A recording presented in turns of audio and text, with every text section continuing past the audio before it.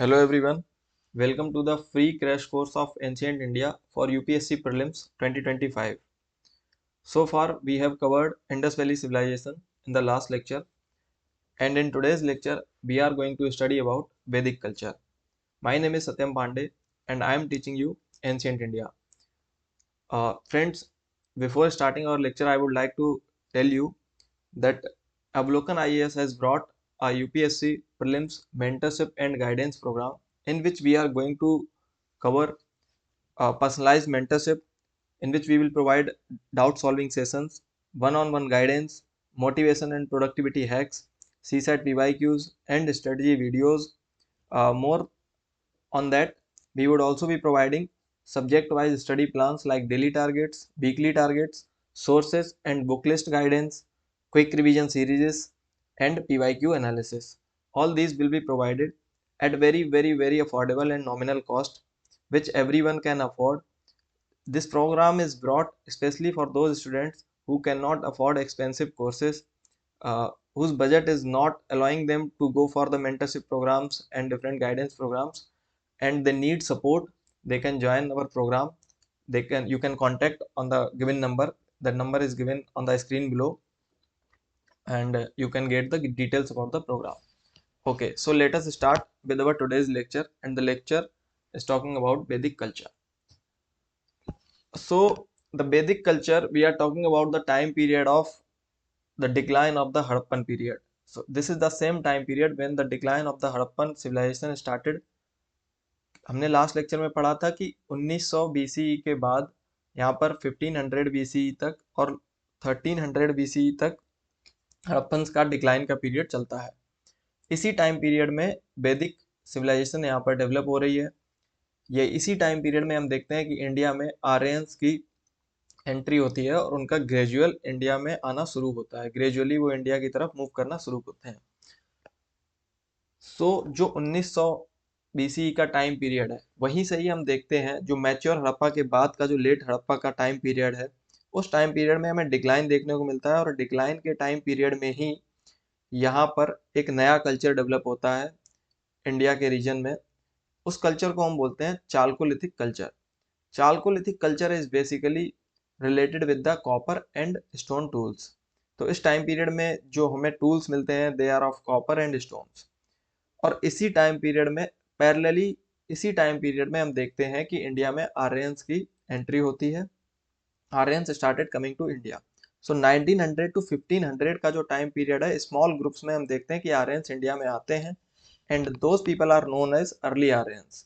और 1500 के बाद जो यहाँ पर आर्यंस इंडिया में आएंगे, they will be called as Rigvedic Aryans. So इसी के ही बारे में हमें पढ़ना है।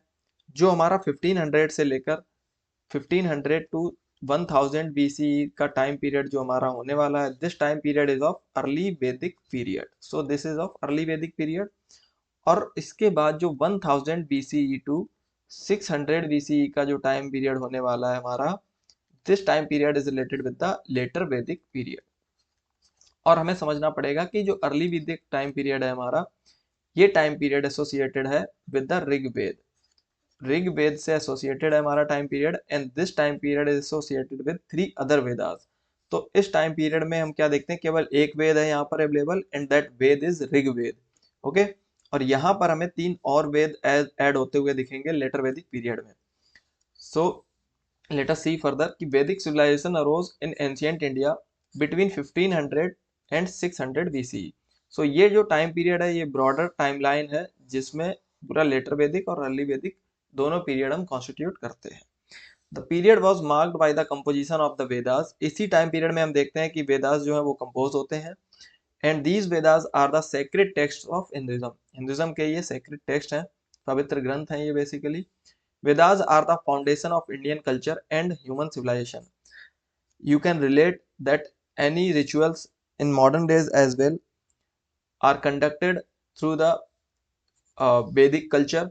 जो हमारा वैदिक कल्चर हुआ करता था उस समय, जो वैदिक वैदिक ट्रेडिशन हुआ करता था, उसी को ही हम आज भी फॉलो करते हैं। और जो मेजरली जो हमारे रिचुअल्स होते हैं they are associated with the Vedic culture as well.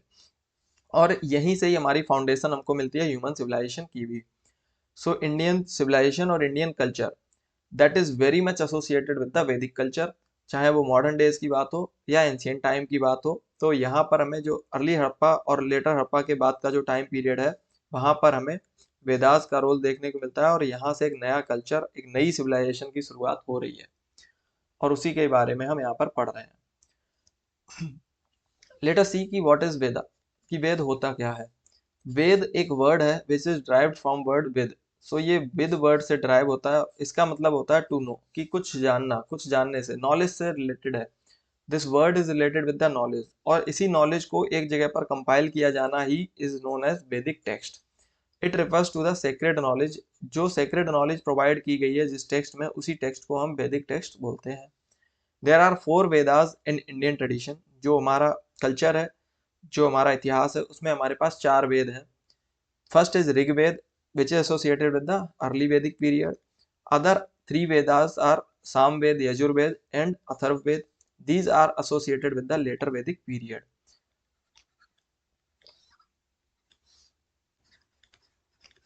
So these 3 Vedas are associated with the later Vedic period.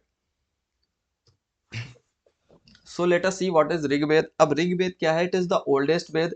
इसके बारे में हमें पता होना चाहिए। And it contains hymns and famous Gayatri मंत्र। So famous जो गायत्री मंत्र है वो भी हम कहाँ से लेते हैं? इसी ऋग्वेद से। और ऋग्वेद में बेसिकली श्लोक्स एंड मंत्र यहाँ पर दिए गए हैं, बहुत सारे मंत्रास और श्लोक्स का यहाँ पर कंपाइलेशन है।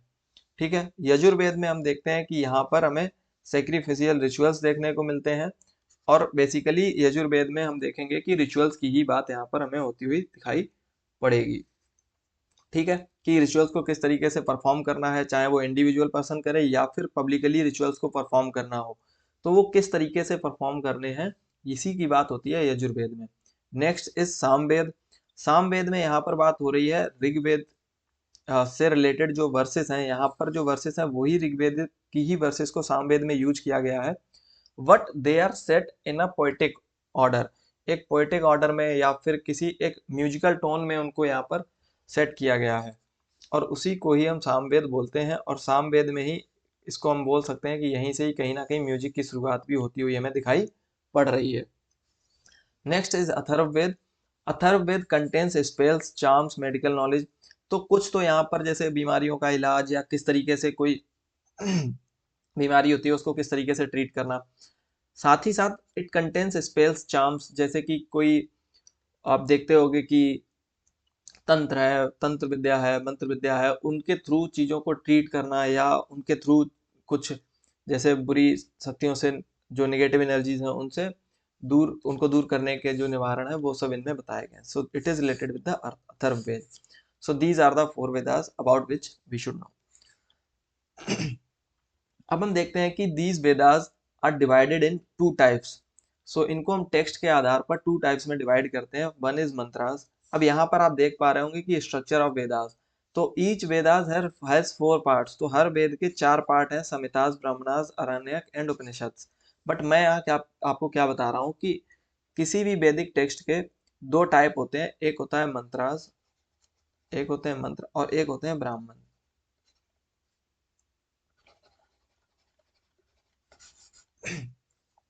सो मंत्र क्या होते हैं? ये बेसिकली आपको पता ही है सबको कि मंत्रास आर द एक तरीके के श्लोक्स होते हैं, और इनमें ही हम क्या करते हैं, इनके थ्रू हम प्रेयर या फिर जो हमारे रिचुअल्स होते हैं उनको करने की कोशिश करते हैं और चीज़ों को एक्सप्लेन करने की कोशिश करते हैं। सो कुछ इनके स्पेशल साउंड्स होते हैं, उन्हीं में ही इनको सेट किया जाता है। और ब्राह्मणास क्या है? दे आर द एक्सप्लेनेशन और the philosophical interpretation of these mantras. तो इन्हीं का ही जो एक्सप्लेनेशन है मंत्रास का, उन्हीं को ही एक्सप्लेन कर रहे हैं, और उन्हीं से रिलेटेड, और ये जो सैक्रिफाइसियल रिचुअल्स हैं उनके बारे में भी ब्राह्मणास यहाँ पर एक्सप्लेन करते हुए दिखाई पड़ रहे हैं। इन 2 टाइप्स में तो हमने वेदास को डिवाइड किया है। बट अब हम यहाँ पर कह रहे हैं कि जो वेदों का स्ट्रक्चर है ना, वो थोड़ा सा अलग है। हर एक वेद को हमने 4 पार्ट में डिवाइड किया है। देखो वेद जो है ना, 4 वेद है ना, उन चारों में हम देख रहे हैं कि 2 पार्ट हैं। एक तो मंत्रास है और ब्राह्मणास, ये तो कॉमन है सब में। लेकिन हर एक वेद में एक एक हमें देखने को मिलता है कि they are divided in 4 different parts, कि हर वेद में हमें मंत्र देखने को मिलेंगे, उनका एक्सप्लेनेशन देखने को मिलेगा। फिर हम देखेंगे कि there are Aranyaka text, they are also the part of Vedas. और अरण्यक टेक्स्ट, अरण्यक का मतलब होता है रिटन इन फॉरेस्ट, तो ऐसे टेक्स्ट जो फॉरेस्ट में लिखे गए and they are providing philosophical interpretation of these Vedas. तो यहाँ पर हमें फिलोसॉफिकल दार्शनिक इनका जो इंटरप्रिटेशन है वो देखने को मिलता है। And then there are Upanishads. Upanishads are also philosophical interpretation and they are mystical and spiritual teachings as well. So यहाँ पर हमें स्पिरिचुअल टीचिंग्स के बारे में उपनिषद से एक्सप्लेन कर रहे हैं, साथ में फिलोसॉफिकल इंटरप्रिटेशन भी प्रोवाइड करते हुए यहाँ पर नजर आते हैं। ठीक है, Upanishads are 108 108 in numbers. Upanishads are 108 in numbers, ये हमें पता होना चाहिए। ठीक है, and Rigveda it is divided into, let us see कि ऋग्वेद के बारे में थोड़ा सा देखते हैं हम लोग। जो हमारा ऋग्वेद है that is divided into 10 मंडलास। 10 mandals में हम इसको डिवाइड करते हैं। 10 मंडल्स आर बेसिकली 10 चैप्टर्स। जैसे हम चैप्टर्स बोलते हैं आज की डेट में, वैसे ही ये मंडल्स में डिवाइडेड था। जो हमारा ऋग्वेद था वो 10 चैप्टर्स में डिवाइडेड था, और इसमें 1028 1028 हिम्स इसमें लिखे हुए हैं। ठीक है, तो इतने इसमें श्लोक लिखे हुए हैं। आगे हम देखते हैं कि हु आर वैदिक आर्यंस, कि वैदिक आर्यंस थे कौन। मैंने बताया कि 1900 टू 1500 जो आर्यंस इंडिया में आ रहे हैं दे आर अर्ली आर्यंस।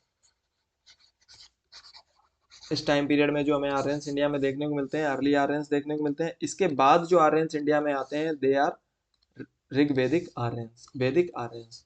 ठीक है, अब Aryans were the basically composers of वैदिक हिम्स। इन्हीं ने ही जो वैदिक मंत्र हैं उनको लिखा था। They have migrated from Central Asia to north west India.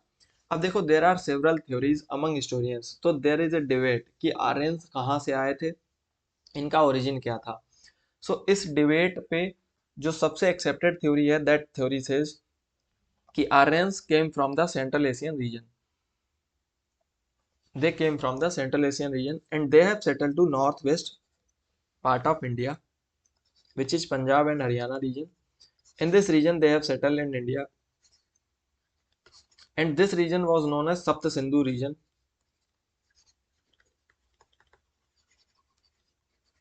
They have settled in this region. So this is the most accepted theory. Many historians believe that they were the native people, they were indigenous people. Aryans have not came from somewhere else, they were living here only. But हम देखते हैं कि जब Harappans का decline होता है तब हमें एक थ्योरी पता चलती है कि जो ये पीपल हैं Aryans, they are migrating from Central Asian region and they are in search of some pastoral lands. जो इनके पास कैटल्स थी वहाँ पर, जो इनकी लैंड्स थी वहाँ पर जो पेस्टोरल ग्राउंड्स थे वो खत्म हो गए थे, और नए पेस्टोरल ग्राउंड्स के सर्च में ये नीचे की तरफ बढ़ते हैं। स्टेपीज माउंटेन वाला जो रीजन है हमारा, वहाँ से ये नीचे की तरफ आते हैं, और फिर ये माइग्रेट करके सेंट्रल एशिया वाले रीजन में आते हैं, और सेंट्रल एशिया से की तरफ से माइग्रेट करते हुए ये नॉर्थ वेस्ट इंडिया में पहुंचते हैं, और वहीं पर हम इसको बोलते हैं कि सप्त सिंधु रीजन में ये इंडिया में आते हैं। ठीक है, अब ये जो लोग थे they use to speak Indo European language. Indo European language ये बोलते थे, और देयर लैंग्वेज वाज संस्कृत। जो इंडो यूरोपियन लैंग्वेज है that language was Sanskrit. Their language was different from Harappans. Harappan से इनकी लैंग्वेज डिफरेंट थी, और हड़प्पन्स की लैंग्वेज क्या थी इसके बारे में हमें भी पता नहीं है, क्योंकि हम उनकी स्क्रिप्ट को भी प्रॉपरली अभी तक डिसाइफर नहीं कर पाए हैं। सो यहाँ पर जो इनकी स्क्रिप्ट थी दैट वाज पिक्टोग्राफिक। मैंने पहले ही आपको बताया क्लास में, it was a pictographic script, जिसमें पिक्चर्स के फॉर्म में ये चीज़ों को लिखते थे और उसी को ही ये पढ़ा करते थे। So we have not much knowledge about it, but Sanskrit के बारे में हमें काफ़ी कुछ पता है। ठीक है, वेल स्टेबलाइज्ड लैंग्वेज है, तो ये लैंग्वेज आर्यंस के द्वारा बोली जाती थी। सो जो माइग्रेशन ऑफ आर्यन है इसके बारे में आर्कियोलॉजिकल एविडेंस है that links Aryan migration to Andronovo culture. So जो साइबेरिया वाला एरिया है, रशिया का सदर्न पार्ट है, वहां पर एक कल्चर फ्लरिश हुआ, इसको हमने बोला एंट्रोनोवो कल्चर। बस इतना पता होना चाहिए कि वहां पर एक कल्चर फ्लरिश कर रहा था, और वहीं से ये लोग माइग्रेट कर कर साउथ के रीजन में नॉर्थ वेस्ट ऑफ इंडिया की तरफ मूव करते हैं, और हिंदू कुश वाले रीजन से दे have migrated via Hindu Kush. Hindu Kush mountain से ये इंडिया की तरफ एंटर करते हैं, and then they reached Sapta Sindhu region. They have introduced in India Vedic language and Vedic text. इन्हीं के आने के बाद यहाँ पर वैदिक लैंग्वेज और वैदिक टेक्स्ट यहाँ पर इंट्रोड्यूस किए गए। एक बात हमें इनके बारे में और पता होनी चाहिए कि वैदिक कल्चर और Vedic civilization is associated with painted greyware potteries तो इन ये जो पॉटरीज यूज करते थे वो कैसी थी, पेंटेड ग्रेवेयर इनको हम बोलते हैं। ठीक है। अब अभी भी आप देखो कि हड़प्पन्स के टाइम पर भी कोई आयरन नहीं था, कोई आयरन टूल्स यूज नहीं हुए थे, और आर्यंस के टाइम पर भी अभी तक कोई आयरन की बात यहाँ पर नहीं हो रही है। ठीक है, मतलब कि जो अर्ली वैदिक आर्यंस हैं 1500 से लेकर जो 1000 बीसी का टाइम पीरियड है, इस टाइम पीरियड में हमें जो ऋग वैदिक और अर्ली वैदिक आर्यंस देखने को मिलते हैं, ये आयरन का यूज नहीं कर रहे हैं। ठीक है। 1000 बीसी के बाद हम देखते हैं यहाँ पर डिस्कवरी ऑफ आयरन, और उसके बाद हम आयरन टूल्स की बात करेंगे। ठीक है। Now let us see about the geographical expansion of वैदिक आर्यंस। सो ज्योग्राफिकल एक्सपेंशन में जैसा कि मैंने पहले ही बताया कि ये लोग सबसे पहले कहाँ पर आकर सेटल होते हैं, दे हैव सेटल्ड इन सप्त Sindhu region. So Sapta Sindhu are a group of 7 rivers, और पंजाब और हरियाणा वाले रीजन में आकर ये सेटल होते हैं। इसी में ही आपको पता है कि जो सप्त सिंधु रीजन है, जैसे पंजाब है वो 5 नदियों का एक रीजन है। ठीक है, तो उसी को ही हम पंजाब बोलते हैं। ऐसी 7 नदियों के ग्रुप को हम सप्त सिंधु रीजन बोलते हैं। यहाँ पर Indus river, Jhelum, Chenab, Ravi, Vyas, Sutlej and Saraswati, इन रिवर्स के ग्रुप वाले रीजन में ही ये आकर सेटल होते हैं। And later on they started moving towards the eastern part of India and they have moved towards the eastern India, और उधर वो पहुंचते हैं कौशल वाले रीजन में, उत्तर प्रदेश में, बिहार में। ठीक है। और इम्पोर्टेंट रिवर्स जिनके अराउंड वो सेटल होते हैं, देवर सिंधु, सरस्वती, गंगा एंड यमुना। सो ये हमको पता होना चाहिए। अब इसके साथ में एक इम्पॉर्टेंट क्वेश्चन हमारा जो प्रीलिम्स के लिए बन सकता है, वो ये बन सकता है कि जो सिंधु है, इन रिवर्स के जो पुराने नाम थे वो एक क्या तो match the following type question बन सकता है, या फिर आपसे डायरेक्ट भी पूछ सकता है। सो ये हमको जो पुराने नाम थे और जो नए नाम है रिवर्स के, वो हमें पता होने चाहिए कि ऋग्वेद में उन रिवर्स को किस नाम से मेंशन किया गया है। This we should know. तो जो सिंधु रिवर है, Sindhu river was known as Indus, Indus river was known as Sindhu river. Similarly जो हमारी झेलम रिवर है, Jhelum river was known as Vitasta, it was known as Vitasta. ये नाम आप लिख लो अपने नोट्स में कहीं पर, ये इंपॉर्टेंट है, यहाँ से क्वेश्चन भी बन सकता है। Next is Chenab, Chenab river was known as Asikni river. Similarly आप देखोगे रवि रिवर है, Ravi river was known as पारुशनी।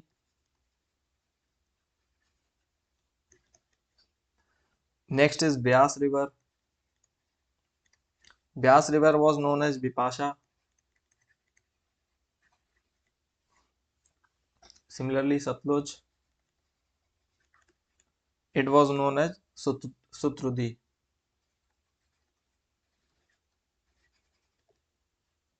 So these are the names of the rivers. So ये हमें पता होने चाहिए कि रिवर्स के नाम क्या थे। And next is Saraswati, Saraswati, Saraswati के ही नाम से मेंशन है ऋग्वेद में।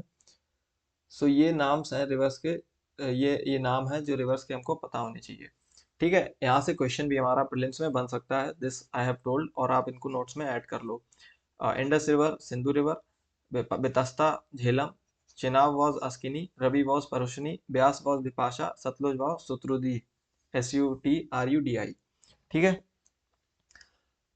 सो दिस वाज द रीजन। अगर आप देख पा रहे होंगे यहाँ पर, जो ये जो मैप है ना, ये बेसिकली लेटर वैदिक पीरियड को यहाँ पर एक्सप्लेन कर रहा है। लेटर वैदिक पीरियड में जो आर्यंस थे, they have started moving towards the region, this region, and they have reached to इधर लाइक कौशल, विदे, और ये यूपी और बिहार के रीजन में पहुंच जाते हैं और वहां पर जाकर सेटल हो जाते हैं, मेनली जो गंगा रिवर है उसके सराउंडिंग रीजन्स में। ठीक है। सो now let us see the society और the social life of Vedic as.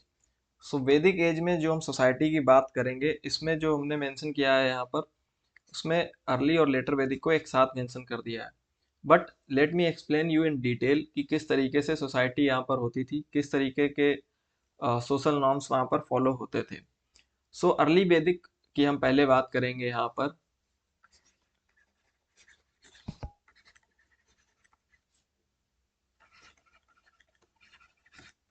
Early वैदिक सोसाइटी की यहाँ पर हम लोग बात करेंगे पहले। सो यहाँ पर हम देखेंगे कि फैमिली जो थी उसको हम कुल बोलते थे, and it was the basic unit of society.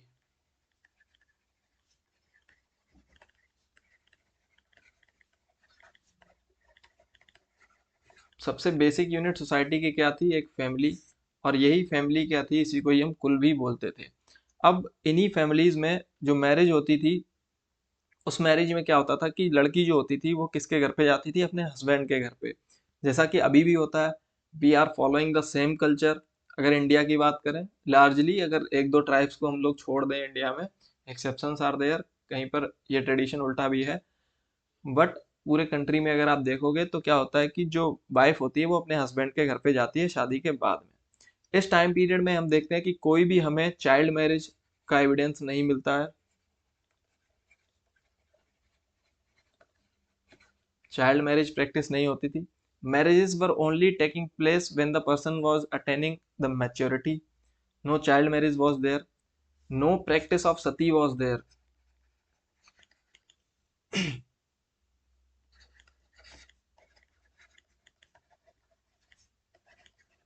सो ना तो वहां पर सती प्रैक्टिस हो रहा था, सती सिस्टम नहीं था, चाइल्ड मैरिज नहीं थी, और शादियों में भी हम देखते थे कि मोनोगैमी वाज प्रेफर्ड, कि सिंगल मैरिज सिस्टम था, एक ही शादी होती थी, एक हस्बैंड की एक वाइफ होती थी।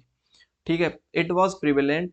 बट अगर हम चीफ जो क्लैंस हुआ करते थे, जहाँ पर अगर इनके जो ग्रुप के हेड होते थे वो कई बार आप देखोगे कि पॉलीगैमी प्रैक्टिस करते थे, जैसा कि हम मिडिवल टाइम्स में भी देखते थे कि एक राजा की या एक जो सुल्तान या फिर जो बादशाह होता था उसकी कई सारी वहां पर रानियां होती थी। ठीक है, अब इसमें हम देखेंगे कि जो फैमिली थी वो एक लार्ज ग्रुप का पार्ट होती थी। जैसे आपको पता होगा कि आपकी जो फैमिली होती है उसमें 3 से 4 या 5 6 जितने भी मेंबर्स होते हैं। उसके अलावा आपकी एक एक्सटेंडेड फैमिली होती है जिसको बोलते हैं हम आपका खानदान टाइप जो बोलते हैं ना, तो उसी ग्रुप को बोलते हैं विस। उस ग्रुप को बोलते थे विस, इसको विस बोलते थे, या फिर इसी को ही हम क्लैन भी बोलते हैं। क्लैन मतलब क्या होता है? एक तरीके से खानदान ही होता है ना।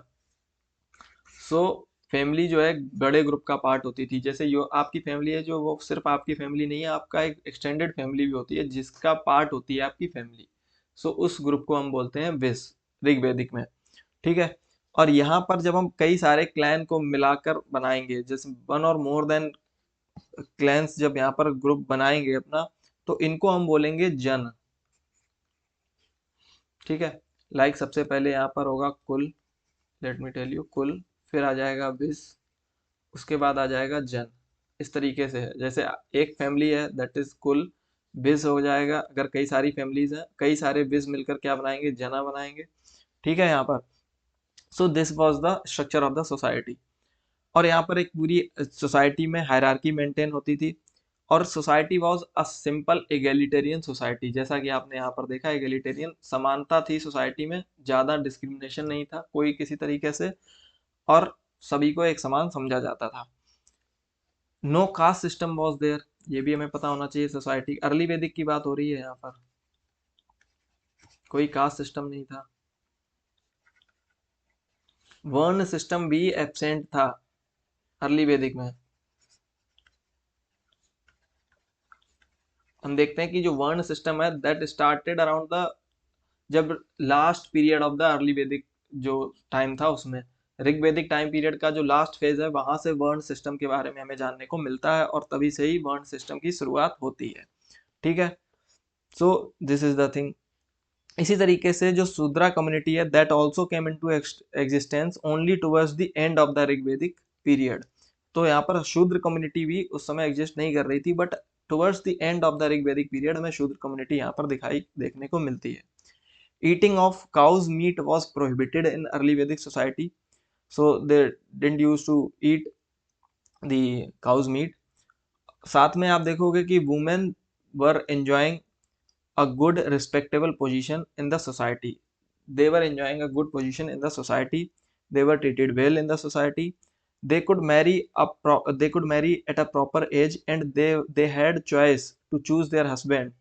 So this was a good thing about them, and equal opportunities were there for men and women to develop intellectual and spiritual knowledge. तो अपनी जो स्पिरिचुअल और इंटेलेक्चुअल डेवलपमेंट था उसको डेवलप करने की एकदम सबको इक्वल अपॉर्चुनिटीज प्रोवाइड की जा रही थी। इसके अलावा यहाँ पर जो सभाज होती थी, इनकी जो सभा और समिति, जो ट्राइबल असेंबलीज होती थी, देवर काइंड ऑफ ट्राइबल ग्रुप्स एक तरीके से, और इनकी जो ट्राइबल असेंबलीज होती थी, women could also take part in those assemblies.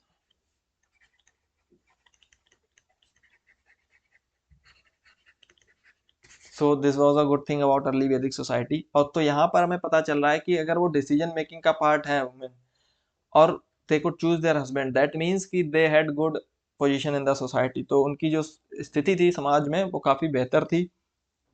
इसी टाइम पीरियड में हमें कुछ वुमेन पोइट देखने को मिलती हैं, जैसे अपाला, विश्वरा, घोष, लोपामुद्रा।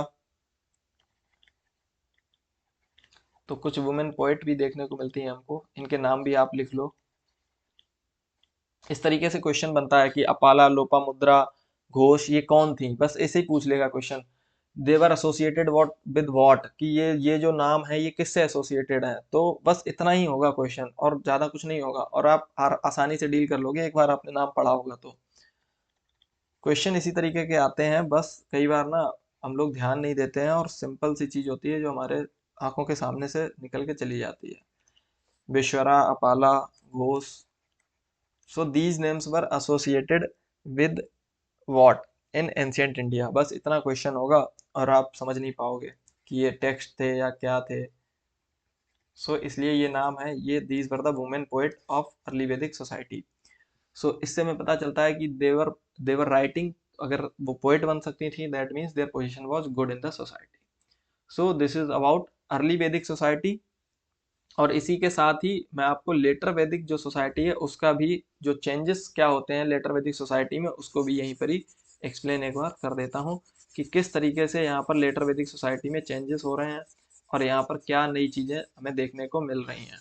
ठीक है, आई होप कि जो चीज़ें मैं बता रहा हूँ वो आपको समझ में आ रही हैं, आप उनको नोट डाउन कर रहे हैं और कुछ नोट्स बनाते जाइए साथ में। These lectures are very much important, आपको एग्जाम में बहुत हेल्प करने वाले हैं, और आपका जो फियर है एंशियंट इंडिया का या फिर हिस्ट्री का, उसको हम यहाँ पर खत्म करने की कोशिश कर रहे हैं। ठीक है, अब हम देखते हैं कि लेटर वैदिक सोसाइटी में क्या चेंजेस होते हैं। लेटर वैदिक सोसाइटी में जो फैमिली है that would remain the basic unit of the society, वो तो वैसे ही रहेगी, लेकिन हम यहाँ पर देखेंगे कि मोनोगैमी के साथ साथ पॉलीगैमी भी यहाँ पर प्रैक्टिस होने लगती है। ठीक है, पॉलीगैमी बिकेम फ्रीक्वेंट, कि मे भी लोगों के पास ज़्यादा पैसा आ गया तो दे कुड मैनेज, मतलब उनके पास वेल्थ ज़्यादा हो गई होगी, so they might manage more wifes. So यहाँ पर पॉलीगैमी प्रैक्टिस होने लगी। इसके साथ ही introduction of gotra system,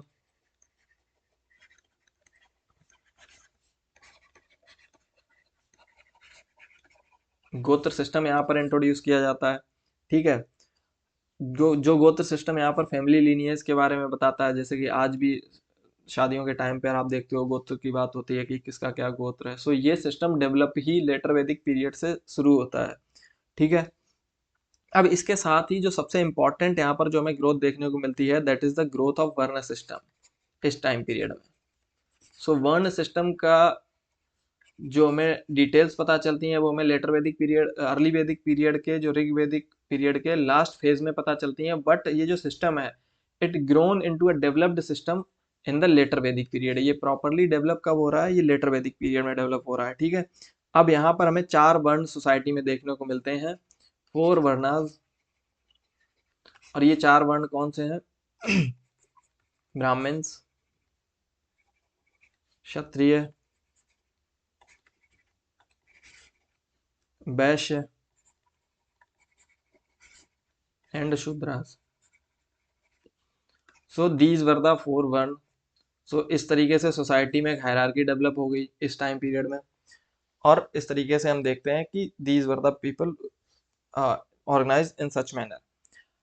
Kshatriyas were the rulers, Brahmans were the knowledgeable community जो यहाँ पर टीचिंग्स प्रोवाइड करती थी, या फिर जो वैदिक रिचुअल्स को परफॉर्म करती थी, या फिर जो रिलीजियस चीज़ें होती थी उनको परफॉर्म करती थी। वैश्यास वर द मर्चेंट कम्युनिटी और the business class. Shudras were the lower strata of the society, जिनको पॉल्यूशन से रिलेटेड जो काम करते थे उनको शूद्र बोला गया था यहाँ पर।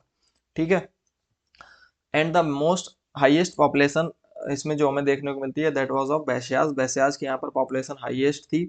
दे वर एंगेज्ड इन एग्रीकल्चर।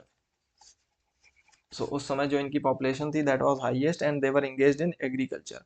साथ ही साथ बहुत सारे काम थे जैसे कारपेंट्री, पॉटरी, यहाँ सब इनमें भी हमें प्रोग्रेस देखने को मिलती है और इन्हीं वर्ण में से ही लोग काम यहाँ पर चूज करते थे।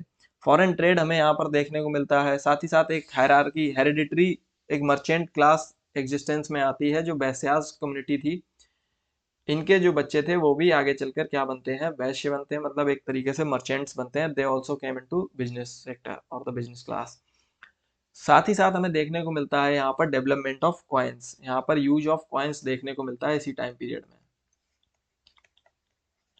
यहाँ पर हमें कॉइन्स का यूज देखने को मिल रहा है और यहाँ पर जो कॉइन्स यूज हो रहे थे इनको बोला गया निष्का। सो इन कॉइन्स को क्या बोला गया, निष्का। ये वर्ड इस तरीके से क्वेश्चन आ जाते हैं, nishka word is associated with what.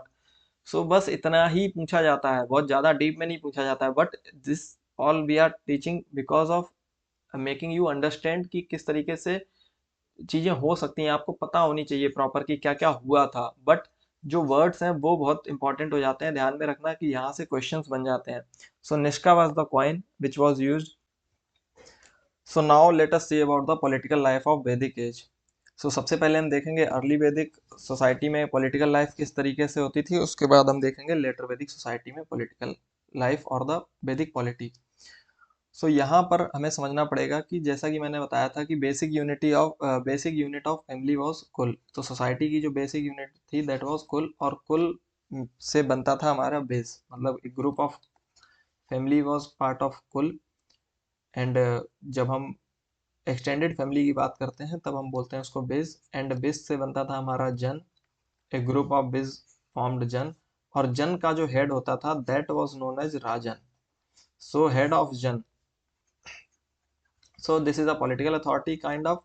तो यहाँ पर जो जन का हेड होता था that was known as Rajan. और आपको पता है कि जो किंग है उसको भी हम क्या बोलते हैं, राजन बोलते हैं। सो यहाँ पर ही was the political head of this group. So अब यहाँ पर हम समझते हैं कि फैमिलीज जो है वो एक कई सारी फैमिलीज मिल के क्या बनाती हैं, ग्राम बनाती हैं, गांव। अगर आप कोई किसी गांव में जाएंगे, किसी विलेज में जाएंगे तो वहां पर देखेंगे क्या रहते हैं, कौन लोग रहते हैं, वहां पर बहुत सारे ग्रुप ऑफ फैमिलीज हैं। वही तो मिलके एक गांव बना रही हैं, वही तो। And this was the same यहाँ पर ऋग्वैदिक टाइम पीरियड में भी हमें देखने को मिल रहा है। यहाँ पर ग्राम देखने को मिल रहा है, group joined to form families, group of families joined to form gram यहाँ पर, ठीक है। इसके साथ ही हम देखेंगे कि कई सारे जब ग्राम्स मिल जाएंगे, एक group of gram will form Vishu, तो इसको हम बोलेंगे विशु।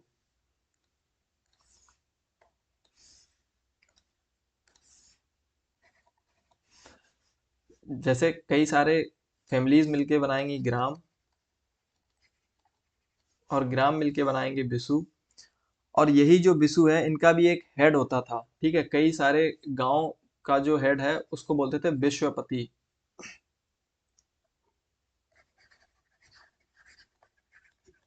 विश्वपति।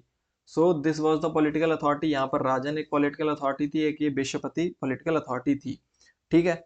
अब यहाँ पर अगर हम जो प्रिंसिपल सोशल यूनिट देख रहे हैं ना, सो ये था सबसे बेसिक में राजन हुआ करता था। और फिर हम अगर और बड़े लेवल पर जाएंगे तो विश्वपति होता था राजन से भी ऊपर, ठीक है।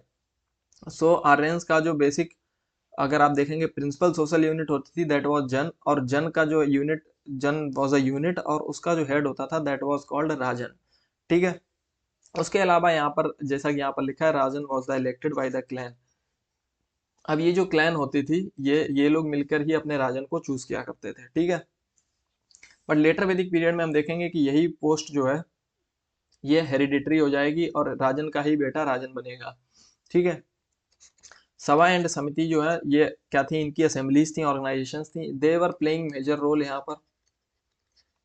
Major decisions like military decisions, religious decisions, या कोई बड़े डिसीजन सोशल लेवल पर लिए जाने होते थे वो इन्हीं सभा और समितिज में डिस्कशन के थ्रू लिए जाते थे, ठीक है। They were very important part of their society और देयर पॉलिटिकल स्ट्रक्चर का भी they were part. These assemblies exercise military and religious functions and other social functions, ठीक है। इनमें से जो सबसे ओल्डेस्ट असेंबली थी that was Vidatha. Vidatha was name of assembly, और ये सबसे ओल्डेस्ट असेंबली थी, ये आपको पता होना चाहिए।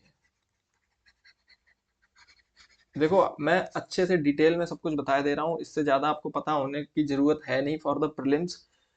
इतना ही बहुत है, इससे ज़्यादा आप इधर उधर भागने की ज़रूरत नहीं है, बस इतना पढ़ लो। एंड बस इसके बाद आप मॉक टेस्ट लगाओ, और अगर कोई भी प्रॉब्लम आती है तो आप, ये नंबर दिया गया है, इस पे डाउट आप क्लियर कर सकते हो। ठीक है। तो यहाँ पर Vidatha was the oldest assembly year,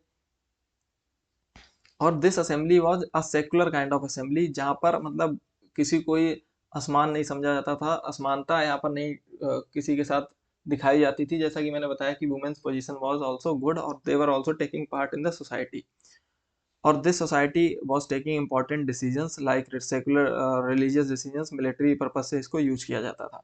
इसके अलावा आप देखोगे कि यहाँ पर कोई भी हेरिडिटरी पोस्ट नहीं होती थी अर्ली वैदिक पीरियड में। No hereditary of this post, no hereditary. ठीक है। तो राजन की पोस्ट या फिर कोई किसी भी पोजीशन पे यहाँ पर हेरिडेटरी प्रैक्टिस नहीं होती थी। ठीक है।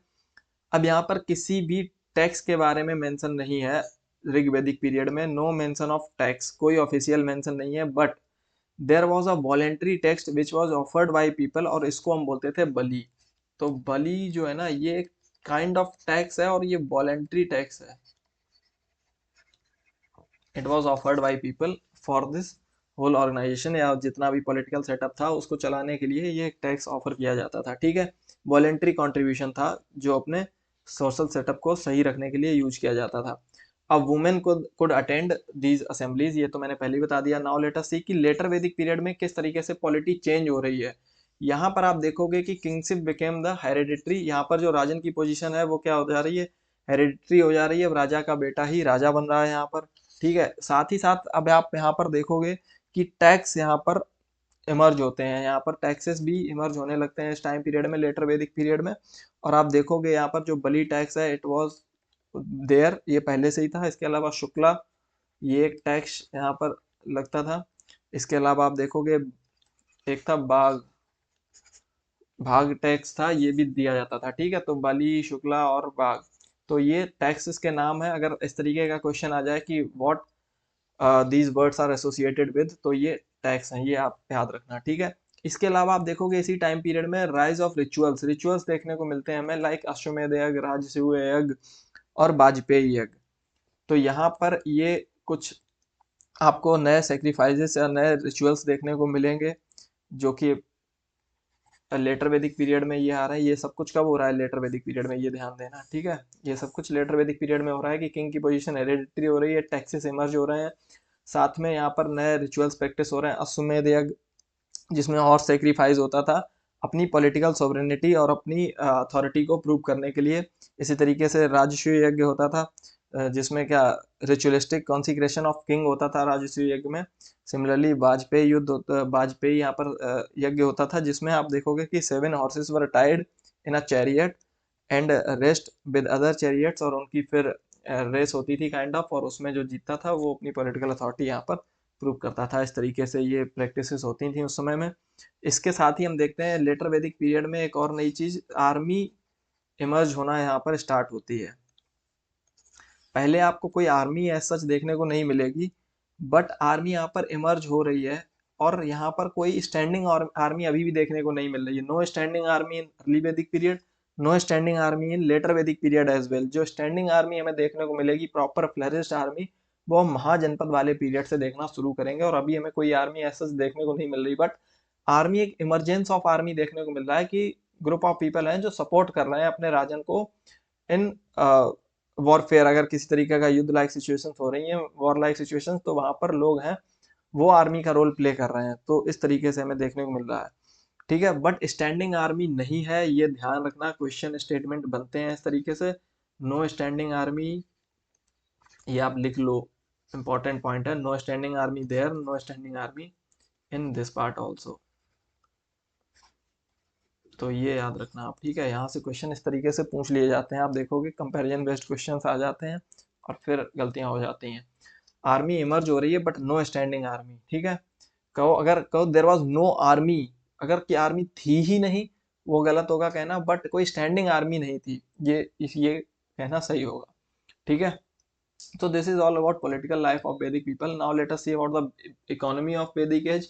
अब यहाँ पर मैंने आपको बताया कि देवर पेस्टोरल पीपल, तो उनकी इकोनॉमी भी उसी के ही अराउंड घूमती थी। तो pastoralist and cattle rearing practice करते थे, उनका मेन ऑक्यूपेशन था। साथ ही साथ डोमेस्टिकेशन ऑफ हॉर्स, अभी तक देखो हॉर्स देखने को नहीं मिला था इंडस वैली सिविलाइजेशन में, बट वैदिक एज में हमें एक एनिमल देखने को मिल रहा है, that is horse. And these Vedic people were travelling through the horse chariots, तो हॉर्स चैरियट्स यूज कर रहे थे ये लोग वैदिक पीरियड में। सो ये हमें देखने को मिलता है। साथ ही साथ domestication of cow, cow domestication देखने को मिलेगा। Cattle, sheep, goats, horses, these were used for the purpose of milk, और some animals were also used for the purpose of meat. ठीक है, इसके अलावा गो बर्ड जो है ना, वो बहुत सारी चीजों में आपको देखने को मिलेगा। Go word, basically this go word is associated with the cow, और उनकी जो इकोनॉमी या उनकी जो सोशल लाइफ थी that was around this cattle, cattle के ही अराउंड उनकी सोशल लाइफ चलती थी। तो the cow was considered wealth for them. So इसी से ही अराउंड कई सारे वर्ड बनाए गए हैं, जैसे गौमत हो गया। So gomat was a word, sorry, gomat word was a word which was used for wealthy person. Gomat word was used for the wealthy person. Similarly daughter के लिए वर्ड यूज होता था दुहित्री।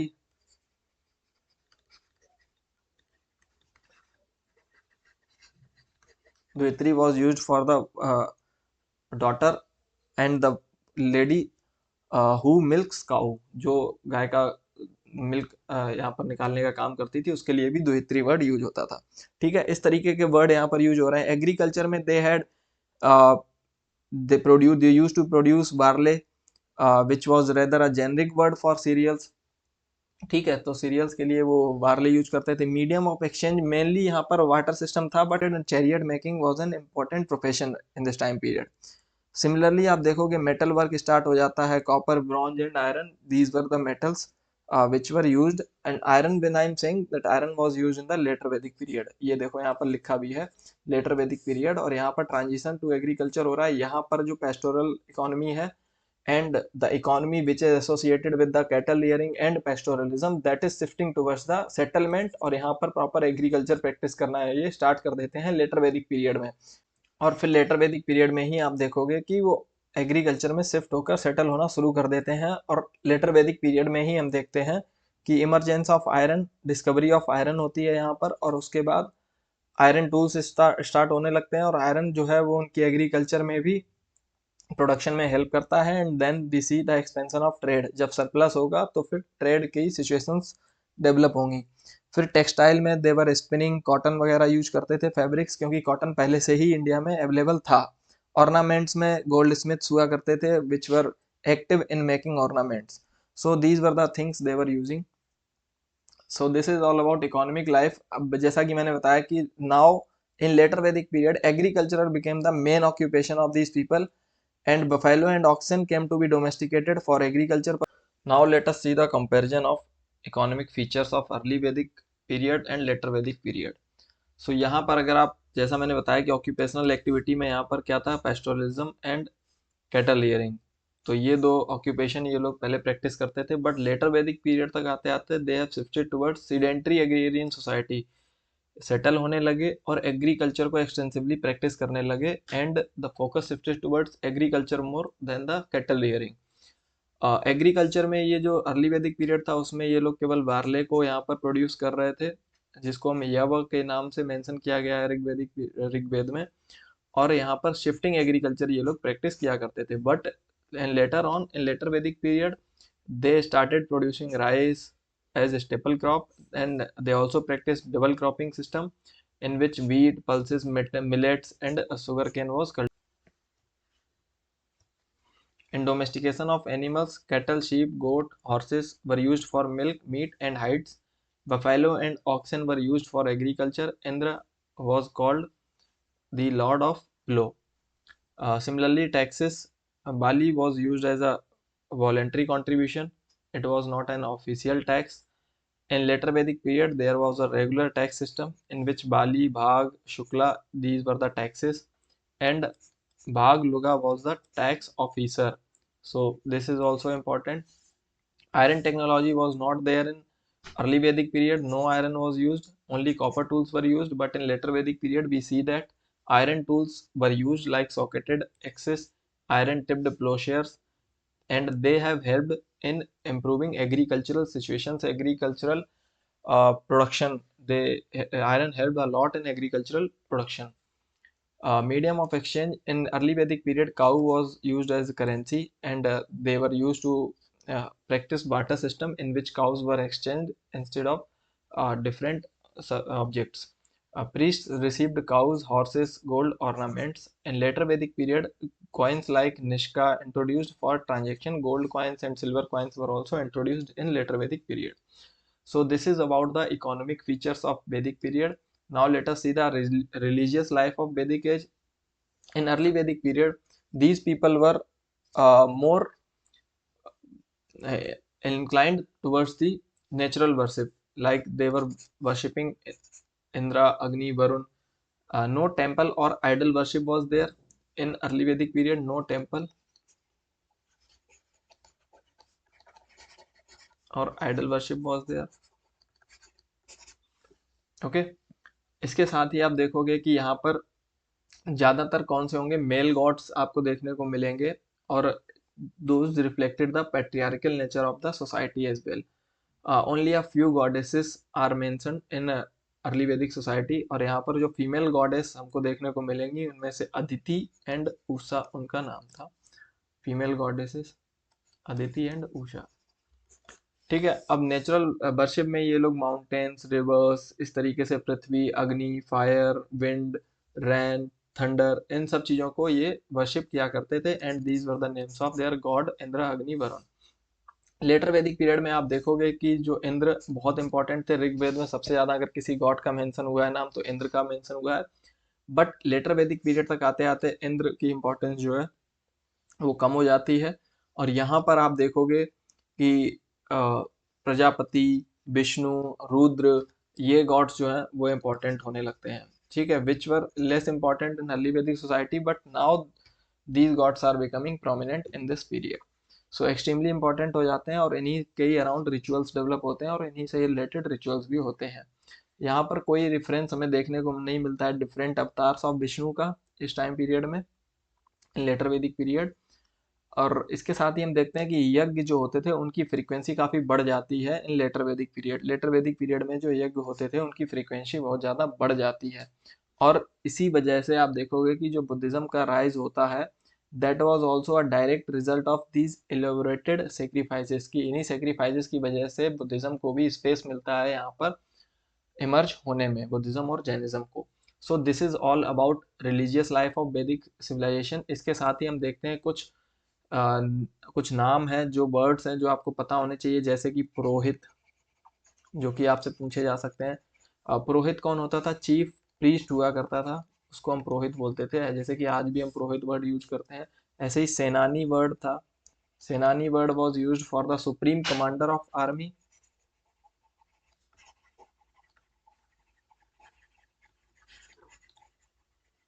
सिमिलरली आप देखोगे एक ब्रजपति वर्ड था, जो पेस्टोरल लैंड का इंचार्ज था.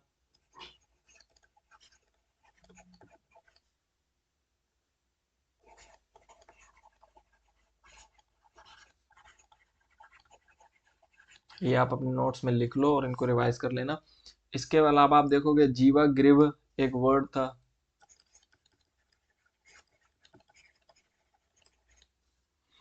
ये पुलिस ऑफिसर हुआ करते थे उस समय, बेसिकली प्रोटेक्शन के लिए ये हेल्प करते थे सोसाइटी में. इसी तरीके से आप देखोगे जो बर्ड मैंने अभी बताया था, भाग दुगा, टैक्स ऑफिसर हुआ करते थे, रेवेन्यू कलेक्टर.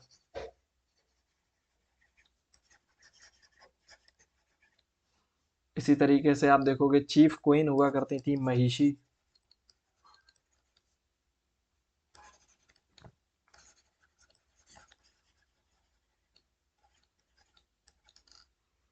ऐसे ही आप देखोगे सुता वर्ड यूज होता था फॉर द म्यूजिशियन के लिए. सुता वर्ड यूज होता था. और जो यहाँ पर चैरियट को रन करने का काम करता था, चैरिटियर, उसके लिए वर्ड यूज होता था. ठीक है, सो यही सारे वर्ड्स हैं जो आपको पता होने चाहिए. दिस इज एक और वर्ड है जो आपको पता होना चाहिए, संग्रहित्री।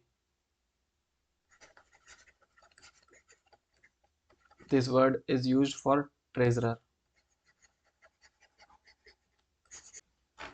फिर अगर हम इसके कंक्लूजन में देखें इस टाइम पीरियड में, so Vedic civilization laid the foundation for Indian culture and tradition. तो यहीं से ही मैंने पहले ही बताया था स्टार्टिंग में लेक्चर के कि वैदिक सिविलाइजेशन ने ही इंडियन कल्चर की फाउंडेशन रखी। Transition from pastoral to agrarian society हमने देखा। एवोल्यूशन ऑफ रिलीजन किस तरीके से इवॉल्व हो रहा है, इकोनॉमी इवॉल्व हो रही है, सोशल स्ट्रक्चर इवॉल्व हो रहा है, इन सबके बारे में हमने समझा।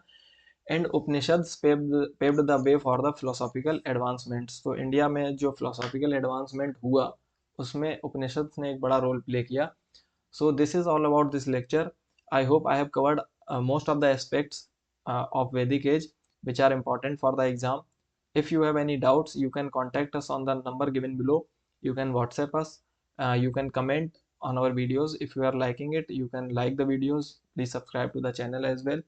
Thank you so much for watching the lectures. Soon we will come with the next lecture. Thank you so much.